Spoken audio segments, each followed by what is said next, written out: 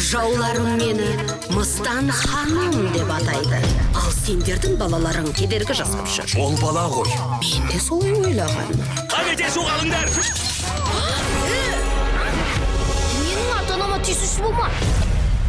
Барлық бөлімшеге оқиға саябақтың жанында болып жатыр. Ерлік жасауға хаттан айық. Балақай, мен сені құтқарам.